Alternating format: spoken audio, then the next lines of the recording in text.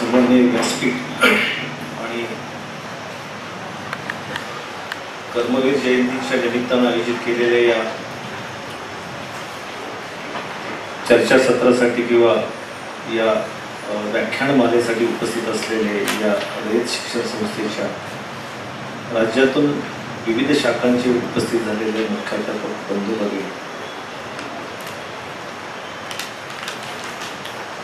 जेव्हा जाधव सर माझ्याकडे आलेले होते आणि म्हणाले की सर अशा पद्धतीचा एक व्याख्यानमाला मी सातारा इथं दरवर्षी आयोजित करतो आणि या व्याख्यानमालेमध्ये आपण येऊन आपले विचार व्यक्त करावेत अशी त्यांनी अपेक्षा व्यक्त केली होती आणि मी त्यांना तात्काळ होकार दिलेला होता. याचं पण म्हटलेलं होतं की जर यदा कदाचित जर अत्यंत महत्त्वाची बैठक जर मुंबई, दिल्ली किंवा इतर ठिकाणी आली आणि मला जाणं गरजेचंच असेल तर मग मात्र मला येता येणार नाही, अन्यथा मी शक्यतो उपस्थित राहू शकतो.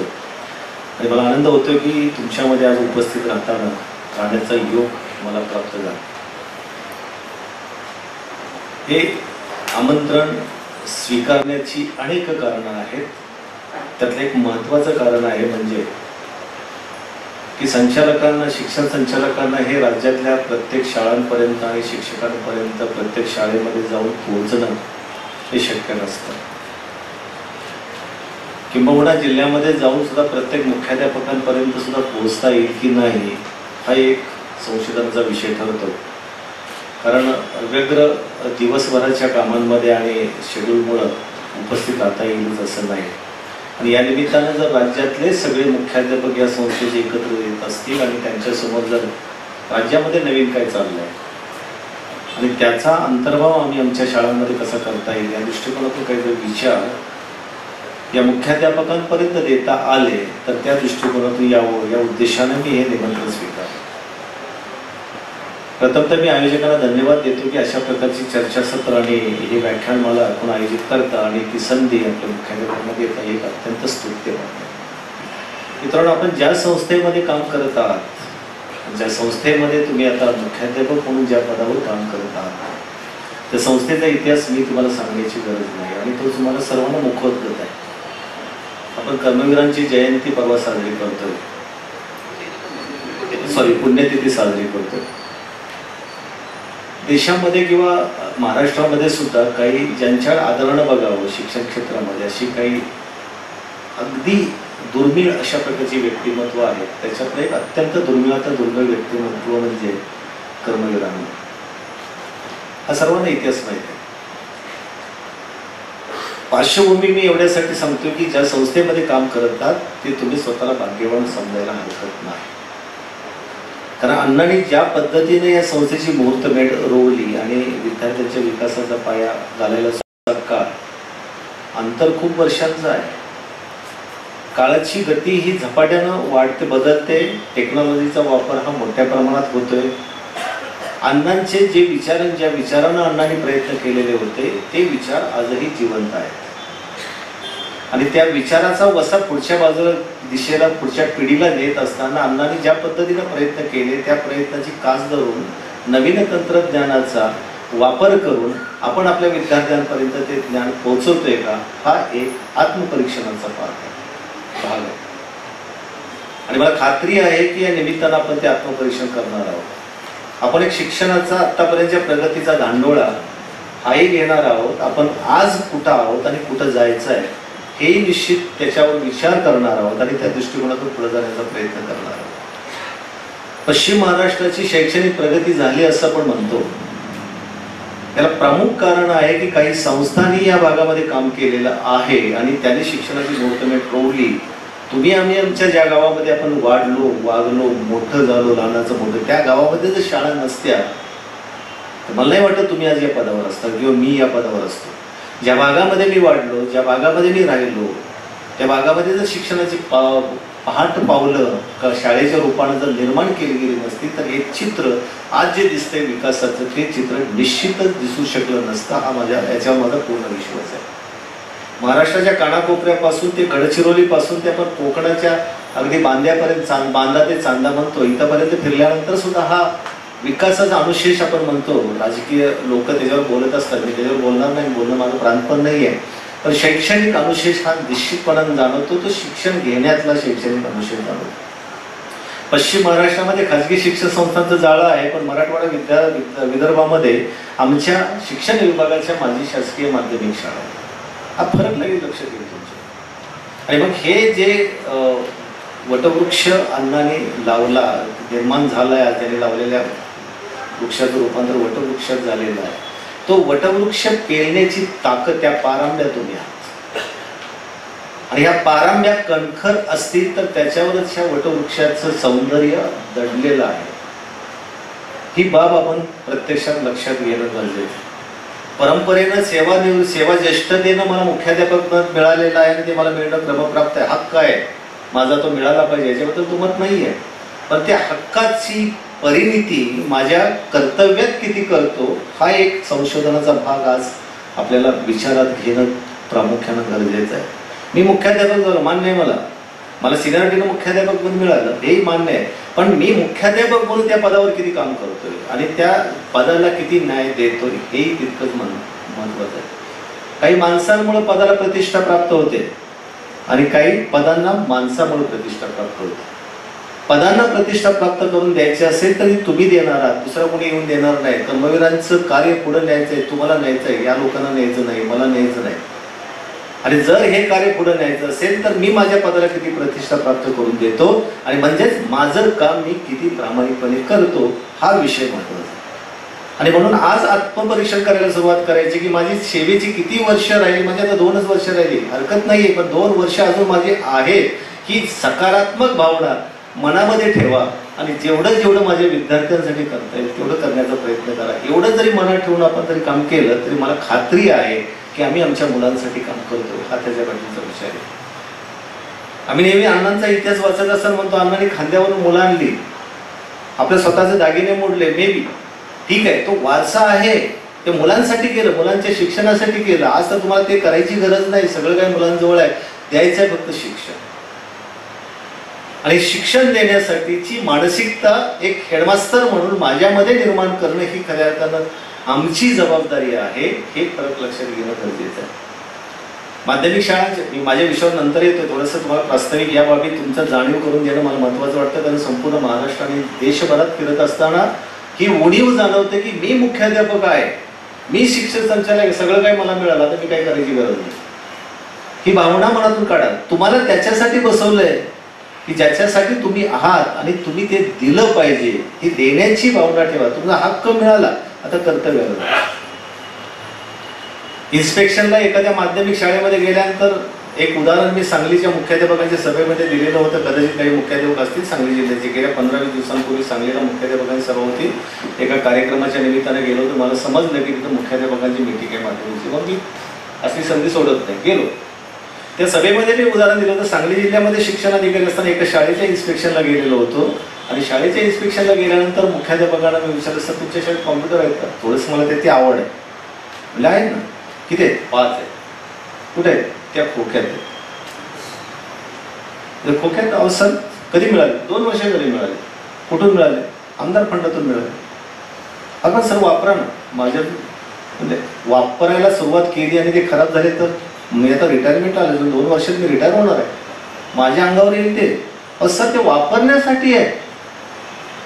ही मानसिकताच त्या मुख्याध्यापकांची होती. मी आता 2 वर्षांतर रिटायर होणार आहे, अगोदरच पराभूत मानसिकतेत गेलेले मुख्याध्यापक काय काम करणार आहे? मी अजूनही 2 वर्ष काम करू शकतो, ही भावना त्यांच्या मनात काय येऊ शकत नाही. कॉम्प्युटर कधी बंद पडत नाही मित्रांनो. हात लावला शॉक बसत नाही.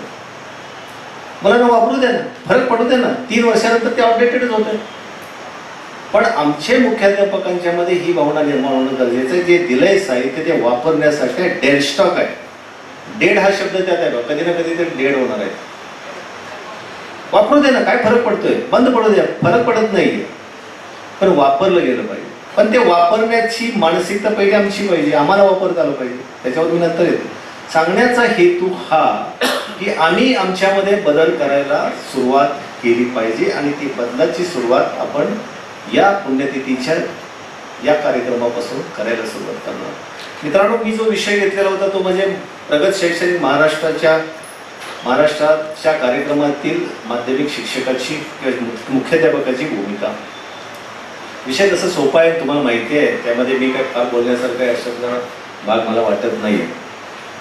परंतु महाराष्ट्राने एक ठरवले, माननीय मुख्यमंत्री महोदयाने महाराष्ट्राला एक दिशा दिलेली आणि त्यांना सांगितले प्रत्येक विभागाला की तुमची KRA निश्चित करा, म्हणजे की रिझल्ट एरियाज, ज्याच्यातून तुम्हाला रिझल्ट दिसला पाहिजे ते काय आहे. कुठलं KRA दिलेले मुख्यमंत्री महोदयाने की महाराष्ट्राला शैक्षणिक प्रगतीमध्ये पहिल्या 3 क्रमांकात आणा. काय चुकलं त्यांचं? काहीच नाही.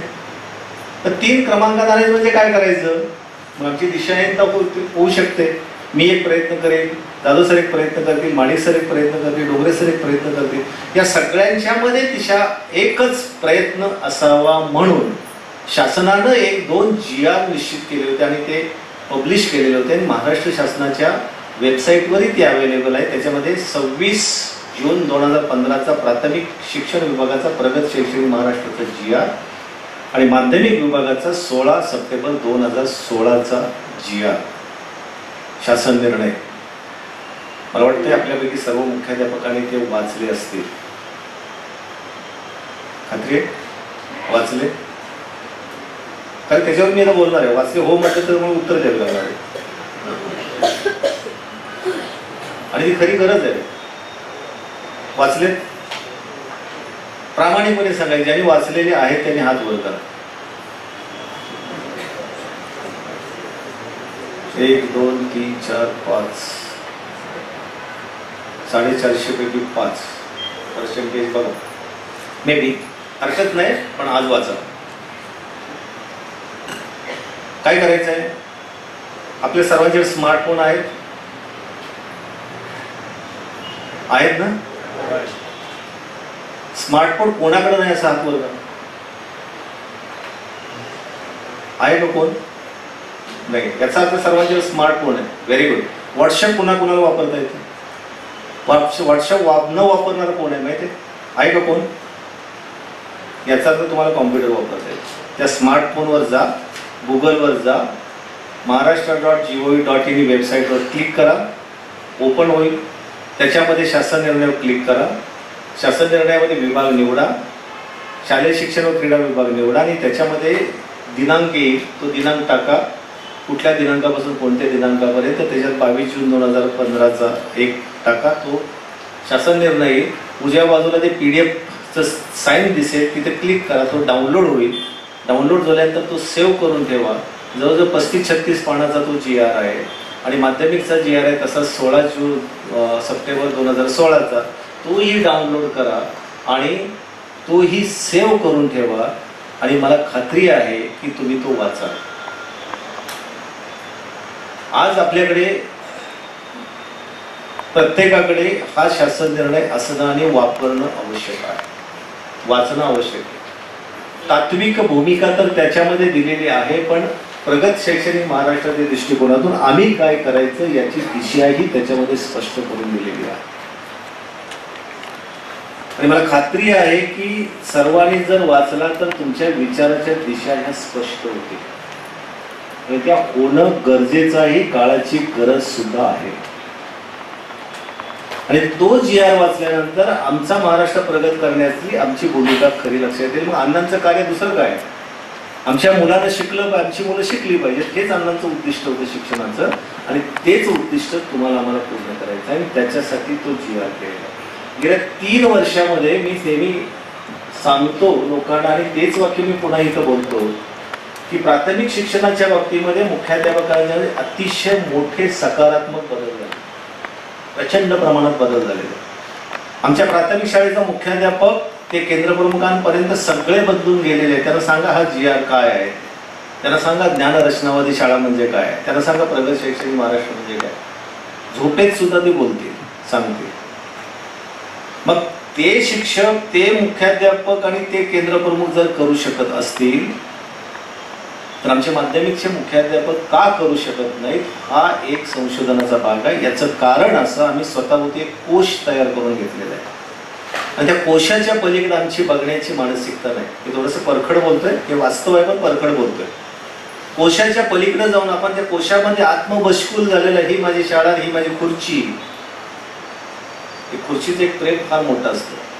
त्या खुर्चीच्या पलीकडे आणि ही माझी शाळा, ही माझी खुर्ची, हा माझा पगार आणि ही माझी विद्यार्थी, ही माझी शाळा, याच्या पलीकडे आम्ही विचार करत आहे. पण शिक्षणाचा मूलभूत विचार जो हवा आहे तो मात्र होत नाही.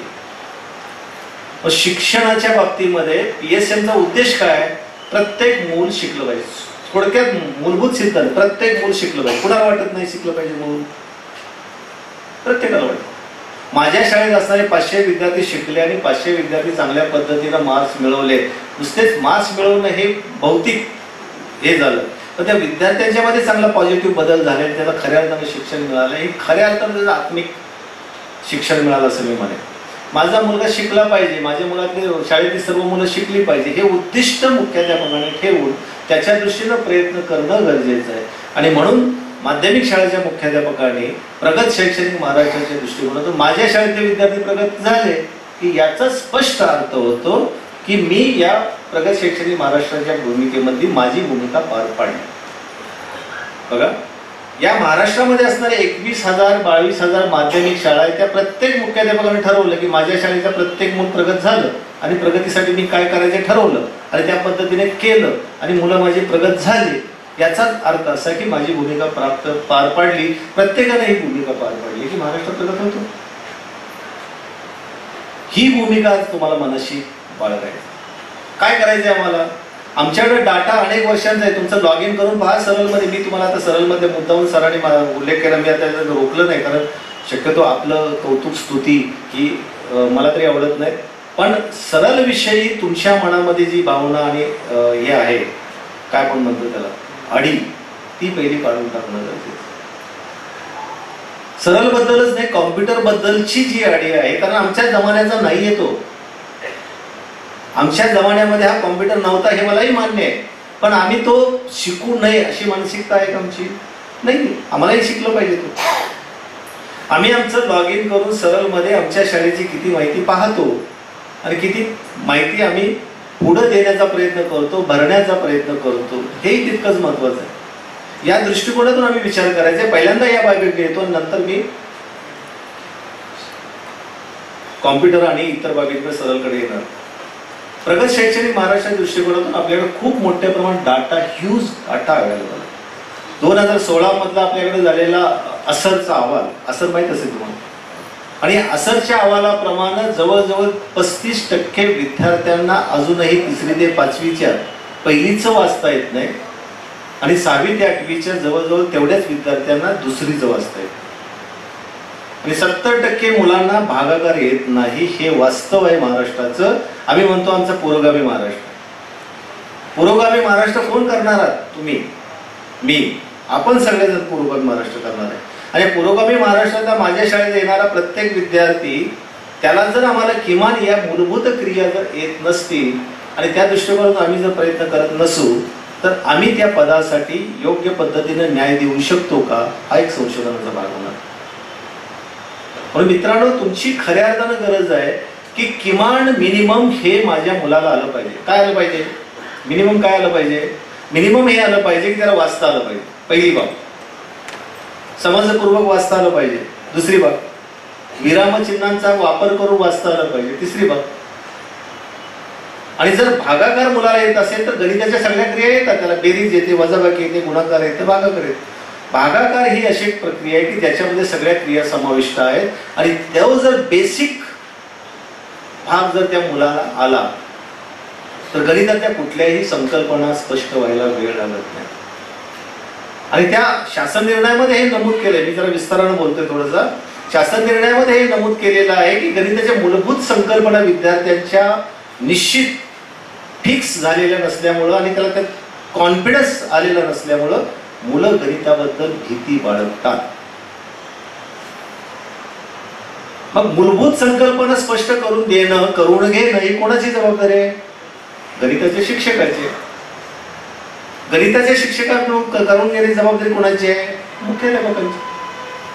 असंही निदर्शनास आलंय, मी कुणावर आरोप करत नाहीये, पण आपण आपलं आत्मपरीक्षण करायला हरकत नाही की आमच्या गणिताच्या शिक्षकाच्या गणिताच्या संकल्पना ह्या क्लिअर नसतात आणि त्या संकल्पना क्लिअर नसल्यामुळे आमचे विद्यार्थी तसेच राहतात. एक भाग आणखी एक असा आहे की सायकोलॉजिकल आहे की शिक्षकानं शिकवलं आणि विद्यार्थ्यांना प्रश्न विचारले, एका तुला काय कळतं, ही मानसिकता आपण सोडली पाहिजे. विद्यार्थ्याला विचारलाय प्रश्न, त्याचा प्रश्न का विचारलाय, त्याला काय समजलं नाही हे समजून घेण्याची गरज. पण गणिताच्या संकल्पनामध्ये आमच्याकडे हे मिनिमम आलं पाहिजे आणि हे मिनिमम आल्यानंतर मग प्लॅटफॉर्म तयार झाला, रनवे तयार झाला की टेकअपला किती वेळ लागेल. मुलांच्याकडे बेसिक आलं पाहिजे. म्हणून आम्ही आमच्या SCRT मार्फत, महाराष्ट्र विद्या प्राधिकरणामार्फत आम्ही गेल्या वर्षी सर्वे केला, निश्चय केला की 70% मुलांना जर भागाकार येत नसेल आणि 35% मुलांना जर वाचता येत नसेल तर याच्यासाठी आम्ही संकल्प केला, आम्ही प्रोग्राम तयार केला. तसं मुख्याध्यापकांना शिक्षकांना प्रशिक्षण दिलं की किमान वाचन क्षमता, मूलभूत वाचन क्षमता कार्यक्रम आणि गणित संबोध विकास क्षमता कार्यक्रम आणि त्याचं साहित्यही तयार करून दिलं आणि हे साहित्य मुख्याध्यापकांपर्यंत, शाळांपर्यंत पोहोचवलं. 3 महिन्याच्या आत या शिक्षकांनी या विद्यार्थ्यांना शिकवून हे सगळं आलं पाहिजे या दृष्टिकोनातून प्रयत्न केला पाहिजे. सातारा जिल्ह्याचं कुमठेपीठ, तुम्हाला कुणाला जर आता शाळेला सुट्टी आहे म्हणजे आता तुम्हाला मी म्हणत नाहीये, परळीच्या भागामध्ये असणार हे कुमठेपीठ छोट, तसं पाहिलं तर डोंगराळ भाग असतो. 40 शाळा एका बीटमध्ये, 40 शाळांमध्ये 1ली ते 7वी पर्यंतचे विद्यार्थी, एकही विद्यार्थी अप्रगत नाही. सर्वच्या सर्व विद्यार्थी प्रगत आहेत. मला वाटते तुमची नाही शाळा ती परळी जाईल ना, नाही स्वामीची. ही सगळी मुलं प्रगत आहेत. त्या बीट मधल्या आमच्या विस्तार अधिकारी प्रतिभा भराडे, आमचे शिक्षक, केंद्र प्रमुख या सगळ्यांनी विचार करून एक प्रोग्राम तयार केला आणि त्या प्रोग्रामच्या द्वारे संपूर्ण बीट प्रगत केलं. हा पायलट म्हणून केल्यानंतर चंद्रपूरमध्ये ताडाळी नावाचं बीट, ताडाळी नावाच्या बीटमध्ये सुद्धा सर्व विद्यार्थ्यांसाठी शिक्षकांनी प्रयत्न केले आणि आमच्या विस्तार अधिकाऱ्यानं प्रयत्न करून संपूर्ण बीट हा प्रगत केला. सातारा जिल्ह्यातलं खटाव तालुक्यातलं बुध बीट मध्ये सुद्धा अशाच प्रकारचा प्रयोग केला. नाशिक जिल्ह्यामधला निफाड तालुका, असे अनेक उदाहरणं देता येतील की आमचे केंद्र प्रमुख, आमचे विस्तार अधिकारी, शिक्षक हे झपाटून देऊन त्या विद्यार्थ्यांना प्रगत करतात. बेस तयार झाला की बेस तयार झाल्यानंतर मग ही विद्यार्थी टेकअप करायला त्यांना वेळ लागत. आणि मग आम्ही आमच्याकडे तक्रार करतो की आमच्या शाळेतली मुलं नापास का झाली. या लोकांनी विचारलं की सर खालनच गाळ आला त्याला मी काय करू, की आम्ही चुकीची मानसिकता वापरा. ठीक आहे, आला मान्य आहे, तुम्ही खापर कशाला फोडता, तुम्ही करून घ्या ना त्याची तयारी, काय अवघड आहे. आमच्या बेसिक आयडिया इतक्या स्पष्ट असल्या पाहिजे की मी माझ्या मुलाला शिकवलं पाहिजे. शिकवत असताना फक्त हे शिक्षकांना बडबड करणं हे दिवस संपले. विद्यार्थ्यांना कृती करण्यासाठी वाव देणं हे आवश्यक बनलेलं आहे. आणि हे कृती करण्यासाठी जर आम्ही वाव दिला नाही तर विद्यार्थी शिकणार नाही. अनुभवातून घेतलेलं शिक्षण, कृतीतून घेतलेलं शिक्षण हे जास्त परिणामकारक राहतं.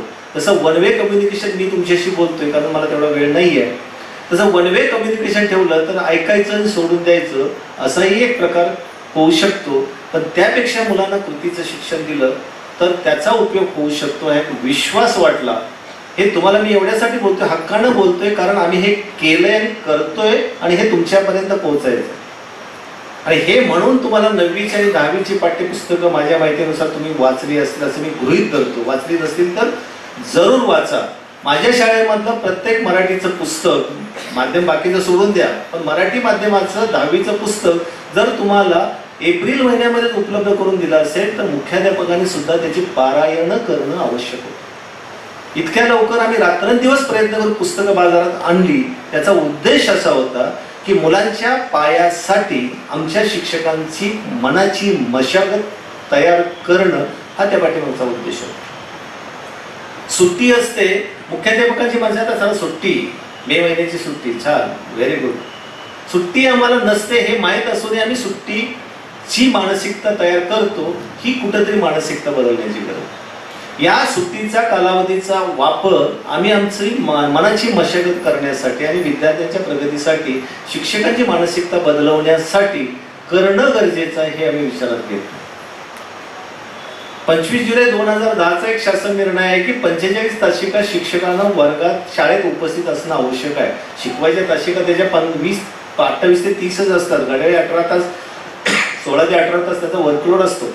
परंतु या वर्कलोडमध्ये उरलेल्या ज्या तासिका आहेत त्या तासिका त्याच्या अध्यापनामध्ये प्रगती होण्यासाठी, त्यांना आपलं स्वतःचं संदर्भ ज्ञान वाढवणं याच्यासाठी त्या खर्च करायचे असतात. हा त्याच्या पाठीमागचा सायकॉलॉजिकल फिलॉसॉफिकल व्ह्यू आहे.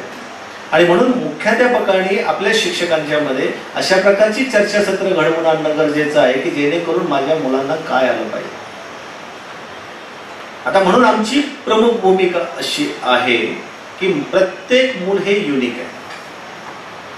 प्रत्येक मूल युनिक आहे. मी मुख्याध्यापकाच्या भूमिकेतून बोलतो, मी डायरेक्टरच्या भूमिकेतून बोलत नाही. मी मुख्याध्यापक असेल तर माझ्या शाळेत 500 मुलं असतील तर 500 मुलांची 500 व्यक्तिमत्व आहेत हे मी पहिलं समजेन. आणि या 500 व्यक्तिमत्वाचा मी बारकाईने अभ्यास करेन आणि बारकाईने अभ्यास केल्यानंतर त्या प्रत्येक व्यक्तिमत्वामध्ये चांगलं आहे तसंच वाईट काहीतरी येते, न येते असं काहीतरी. जे येत नाही ते मार्क करून ते त्याला कसं येईल हे शिकवण्याचा आम्ही प्रयत्न केला पाहिजे. पण प्रत्येक विद्यार्थ्याचा विचार करा, अभ्यास करा. आम्ही सीसी म्हणतो, सातत्यपूर्ण सर्वंकष मूल्यमापन. त्याच्यामध्ये आकारिक मूल्यमापनामध्ये आपल्याला हेच अपेक्षित आहे की त्याला काय येते काय येत नाही, आणि जे येत नाही त्याच्यासाठी प्रयत्न करा. आणि मग त्या विद्यार्थ्याच्या आत्मसन्मानाला धक्का न लागता त्याच्यामधल्या कमतरता दूर करण्यासाठी प्रयत्न करा. आणि हे करण्याचा प्रयत्न केला तर आम्हाला शक्य होईल. एक उदाहरण म्हणून सांगतो शिक्षकांचं. संगीता पवार नावाची आमची एक लातूर मधली शिक्षिका. या शिक्षिका 10 वर्षापासून शिक्षिका आहे. आणि ही शिक्षिका शिकवत असताना तिचं म्हणणं असं की मी 22 मुलं आहेत, या 22 मुलांची मी इतकं शिकवणे तिची प्रगतीच होत नाही, मुलं शिकतच नाही. मग आमचे जे डायसीपीडीचे डाएटचे जे विशेष सहाय्यक होते ते शाळेला भेट द्यायला गेले. आणि त्यांनी भेट दिल्यानंतर मग ते विशेष शिक्षकाशी त्यांनी चर्चा केली की सर म्हणले तुम्ही आलात ठीक आहे, पण मी इतकं शिकवते जीवापाड, पण मुलं शिकतच नाही, काय करू. बघा, प्रामाणिक होती शिक्षिका, तिनं खरं कबूल केलं की मला काय मी शिकवते पण येतच नाही, तर काय करू. ते विशेष शिक्षकाने त्याला एकच सल्ला दिला की मॅडम तुम्ही एक मुलांशी गप्पा तर मारून बघा. मग त्या शिक्षिकेनं त्या मुलांशी गप्पा मारायला सुरुवात केली. गप्पा मारल्यानंतर एक अनौपचारिक वातावरण तयार होतं. आणि या अनौपचारिक वातावरणातून मुलं त्यांच्याशी बोलायला लागली, मुलं बोलायला लागली, मुली बोलायला लागल्या. आणि बोलण्यातून त्यांच्या समस्या उकलायला लागल्या.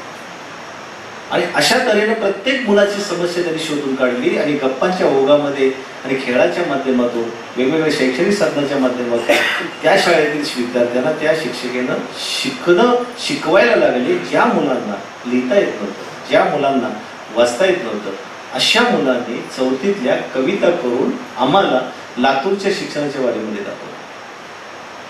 22च्या 22 मुलं बोलायला लागली, लिहायला लागली, वाचायला लागली, आम्हाला प्रश्न विचारायला लागली. हा कॉन्फिडन्स त्या शिक्षिकेमध्ये आला.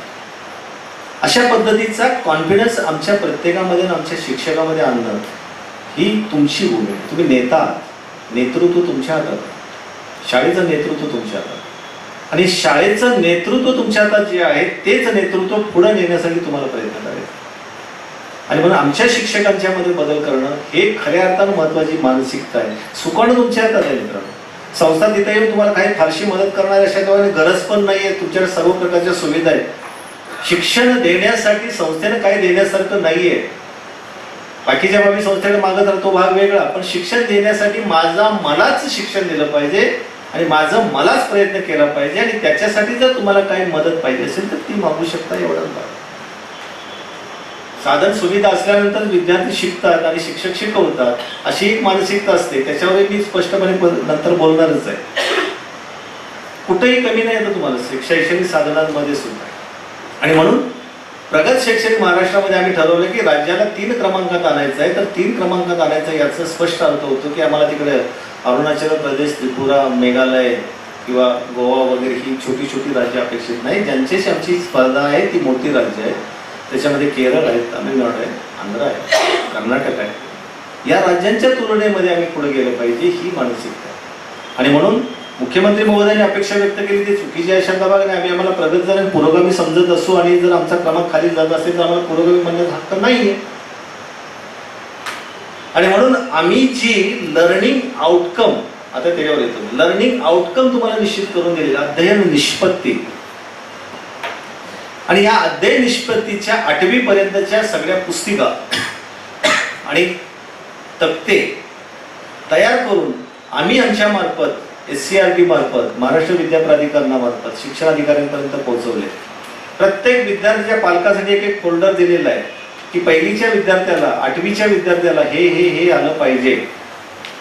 पालकाला ते फोल्डर द्यायचं आहे. पालकाला फोल्डर दिल्यानंतर पालक वाचेल की गणिताच्या पहिलीच्या मुलाला 2 अंकी बेरीज झाली पाहिजे, जोड शब्द वाचता आले पाहिजे, हे करता आलं पाहिजे. त्या पालकानं वाचल्यानंतर त्या पालकानं विद्यार्थ्याची टेस्ट घेतली आणि त्याला येत नसेल तर तो पालक जाब विचारण्यासाठी तुमच्याकडे येणार. हे तुम्ही म्हटले हे आलं पाहिजे, हा त्याचा हक्क आहे आणि ते आणण्याची जबाबदारी ही तुमची आहे, पालकांची नाही. आणि जर आलं नाही तर त्याला उत्तरदायी तुम्ही आहात. अकाउंटेबिलिटी जी म्हणतो ती आता मुख्याध्यापक आणि शिक्षकांची राहणार. हे लर्निंग आउटकम जे प्रत्येक विषयाचे तयार करून दिलेले आहेत त्याच्या पुढे मी जाऊन सांगतो वर्गात येतील तक्ते हरकत नाही, आले नाही तरी चालेल, हरकत नाही. कारण प्रत्येक पाठ्यपुस्तकामध्ये हे लर्निंग आउटकम आम्ही छापले. 18-19 पासून येणाऱ्या प्रत्येक पाठ्यपुस्तकापासून पहिलीपासून 10वी पर्यंतच्या 9वी-10वीला आम्ही अध्ययन क्षमताचे शब्द वापरलेले आहेत. त्याही निश्चित केले. केंद्र शासनाने निश्चित केल्या नसल्या, महाराष्ट्र शासनाने निश्चित केले. आणि ते लर्निंग आउटकम किंवा तुमच्या अध्ययन निष्पत्ती किंवा अध्ययन क्षमता या पाठ्यपुस्तकामध्ये छापलेल्या आहेत आणि त्या काय काय आलं पाहिजे विषय निहाय हे स्पष्टपणे करून दिलं आहे. त्याच्या अनुरोधानं तुमचं